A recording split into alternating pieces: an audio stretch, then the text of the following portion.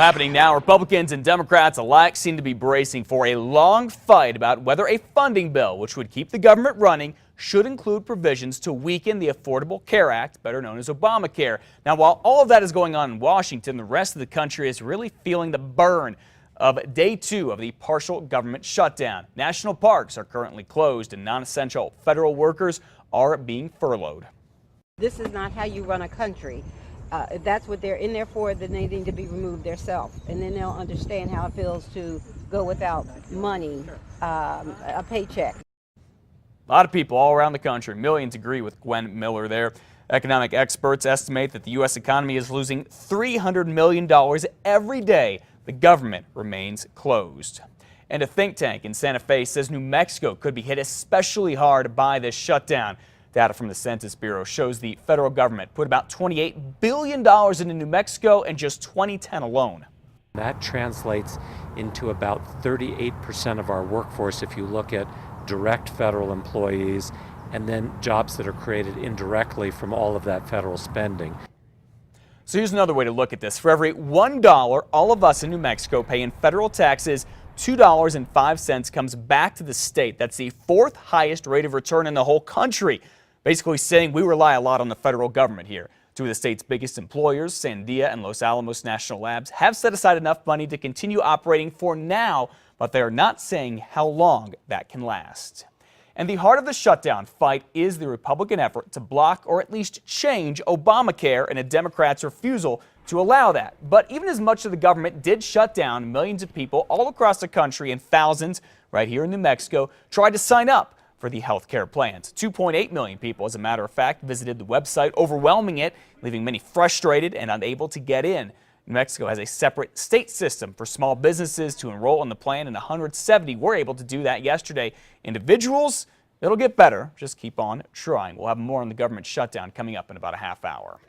6:03 now. The Albuquerque Southwest Valley is now one step closer to completing a project designed to better control flooding, something we know is a problem, particularly during monsoon season. You'll get a chance to learn more about that plan tonight. News 13's Samantha McDonald is live at Rio Grande High School, where that meeting will be. Good morning, Samantha.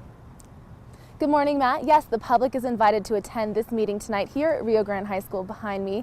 It's all about the latest construction in the Southwest Valley Flood Reduction Project that's designed to help keep people safe from floods and also put all that water to good use. It's a multi-million-dollar project, and it currently is in the phase 2 of construction. The plan is to build a pond to hold water and deepen and widen existing drains that will lead to that pond.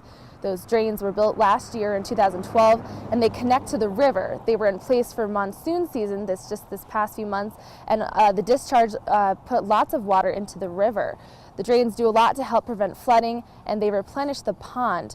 Project officials say the overall goal is to shrink the floodplain and, for some people, reduce the potential they'll have to pay for flood insurance. They will also be able to control water to use for drinking, crops, and wildlife along the Rio Grande. And it's one of the first projects in the U.S. where we're using existing drains to commingle stormwater and irrigation water and send them downstream and get them into the Rio Grande for use.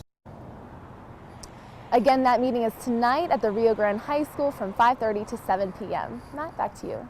All right, thank you, Samantha. A lot of people eager for this project to get done. The project is partially federally funded. No word if the government shutdown is affecting it. It's also sponsored by the Army Corps of Engineers in Bernalillo County. Officials tell us the construction could begin in November. It should take about a year to go ahead and complete. We have now uncovered the names and addresses of the 3 convicted sex offenders we told you about last week who live at state-approved home child care centers. And we found out they're just not sex offenders. Yes, they're child molesters. Judy Montoya was registered with CYFD to take care of low-income kids at her home near Lomas and Juan Tabo and get paid by the state for it. That isn't until June when auditors discovered this man, her grandson, Philip Montoya, was living there too.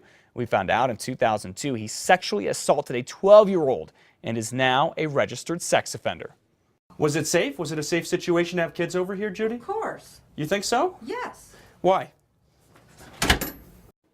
Judy Montoya didn't want to answer Alex Goldsmith's question. Now, CYFD disagreed with her response and revoked Montoya's registration.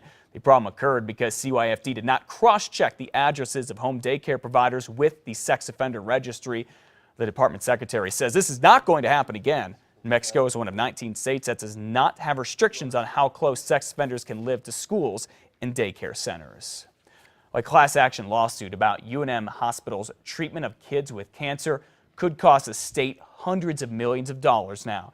The state says there is new evidence that all children's cancer patients at UNMH from 1977 to 1997, 20 years worth, may have gotten lackluster or outdated treatment at the hands of the same doctor. The survival rates were higher in all other institutions across the country, where 3 out of 4 individuals would survive across the country, only 2 out of 4 would survive here at the University of New Mexico. Startling statistic if it turns out to be true. The law firm estimates 1,000 families could be part of this class action suit.